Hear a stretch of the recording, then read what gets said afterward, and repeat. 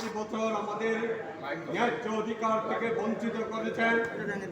আপনারা জানেন বিশেষ সরকার গত বছর 5 জুলাই যেভাবে 5 আগস্টের গণ অভ্যুত্থানের মাধ্যমে দেশের সরকারকে হটিয়েছে,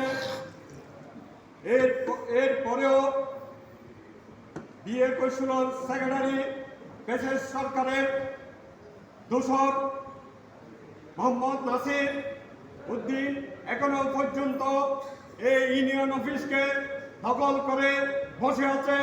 এখনো পর্যন্ত আমাদের ন্যায্য অধিকার এখনো পর্যন্ত কোনো সুরাহা করতে পারে নাই।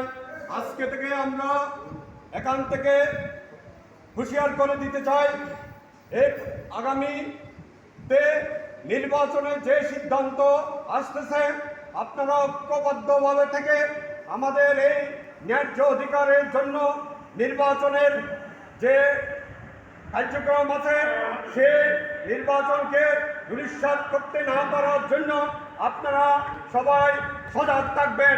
আপনারা সজাগ থাকবেন। তাই আমাদের বিগত দিনে 3-4টার মতন শাটারের ডিমান্ড এখনো পর্যন্ত অক্ষত অবস্থায় আছে। আমরা চাই নতুন বাংলাদেশে নতুন এমডি এসেছেন, ওনার মাধ্যমে আমাদের এই শাটারের ডিমান্ড যাতে আমাদের ন্যায্য অধিকার ন্যায্য প্রাপ্য আমরা চাই।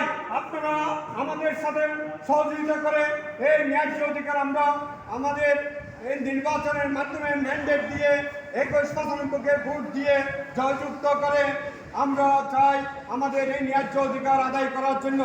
আপনারা আমাদের এই ন্যায্য অধিকারের জন্য যা যা প্রয়োজন আপনারা